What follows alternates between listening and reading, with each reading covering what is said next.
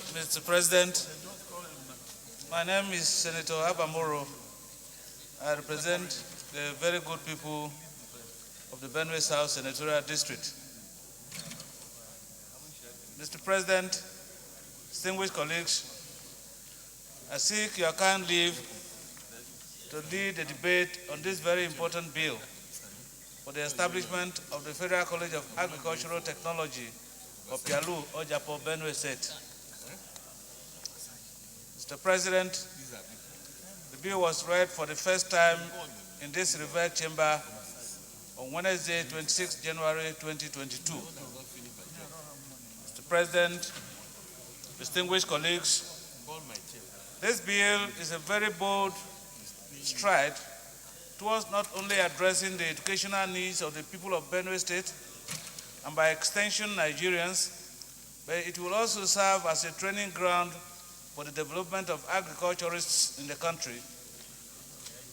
The primary intent of the bill is to establish the Federal College of Agricultural Technology of Opialu Ojapo to contribute to the development of Nigeria through training of qualitative manpower by adequate exposure to sound theoretical background, practical farm and field demonstration, as well as knowledge capacity development for staff.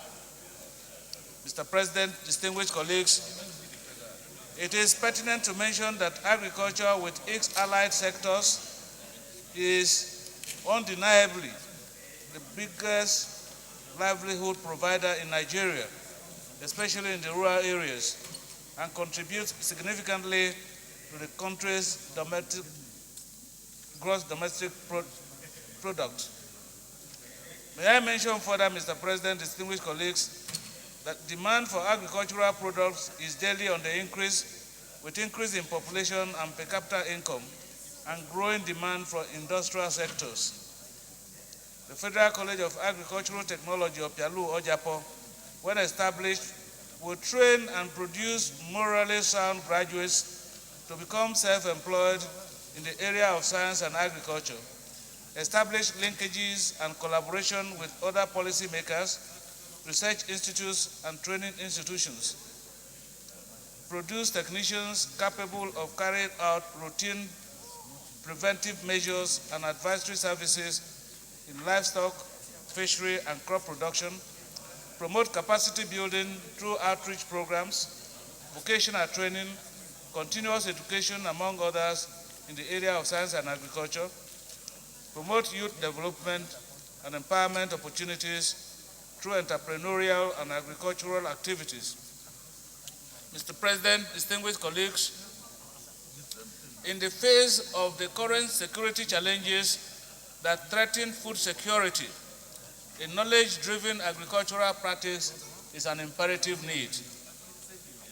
In compliance, therefore, with Order 77, subsection 33 of the Standing Rules of the Senate of the Federal Republic of Nigeria, with respect to the procedure of bills, compendium, and consolidation, which states inter alia that, and I quote, on the introduction of a bill, a compendium of background information and financial implications of such bills, if passed into law, shall be delivered to all senators. The said compendium for the establishment of this bill is hereby attached thereto. Mr. President, distinguished colleagues, I humbly urge you all to support this very essential bill and pass it accordingly. I so present, Mr. President, and thank you for the opportunity. In the presentation there, we have serious security challenges. And these security challenges are threatening our food security. And we're a country, we must feed. We must feed ourselves. And don't forget that agriculture contributes very significantly to the gross domestic product.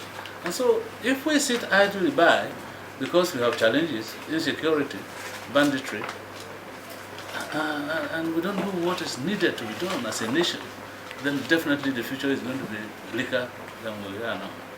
Like somebody just made a contribution there. There is no gainsaying the fact that Nigerians and of course the international community that see what is on ground in Nigeria, recognize Benue State as the food basket of the nation. And this institution that I think should be located in Opialu Ojapo is located in Edmoga, where the hub of agricultural production is at the moment. And so I believe sincerely that if we locate the institution where the need is most felt, it will create more opportunities for those people who are directly involved. Because as it is now, we cannot depend on local primitive agricultural practice to contribute the quantum of food and funds that we require. Don't forget also that we are in an era where the clamor is for diversification of our economy. And agriculture and its value chains readily come to mind when you begin to talk about economic diversification. And so today, we are in the digital era, and the trend all over the world in other climes, especially in developed democracies, is for a knowledge-driven agricultural practice. Here in Nigeria, because of our attitudes, you discover that people have some level of disdain for agriculture and farming. But in America, for instance, most of the proudest persons that you find, the richest persons that you find, are farmers in America. And so, I think that the problem with this country is that we are refusing to face the reality that is on ground. We must take hard decisions to be able to arrive at where we want to be. Otherwise, we are just going in circles. I was just sharing an opinion with one of my friends today. Yesterday, I was on the road, and I bought fuel for 225 naira per liter. Yesterday, I repaired my generator that uses diesel, and I bought diesel for 800 naira per liter. Nigerians have become so docile that they do not even look around and listen to the environment and the drum beats. Otherwise, isn't it unimaginable that in Nigeria, where the fuel pump price of petrol, for instance, was raised to 145, and there was clamor, there was agitation, there was protest. Today, we are buying fuel for 225 naira per liter. Nobody is as much as raising a whimper. We are buying diesel for 800 naira. Nobody is raising any eyebrow. And so where are we going from here? Industries that depend, factories that depend on generators to operate are folding up, compounding an already existing bad situation, creating serious unemployment. Many of these institutions are folding up in Nigeria and going to other neighboring, less favored countries of West Africa. I think it's something that we should worry about. And I am pained to say that most of these problems that we are confronted with now are problems that arise from our inability to generate enough political will to tackle these problems headlong. Take it or leave it. That is the situation.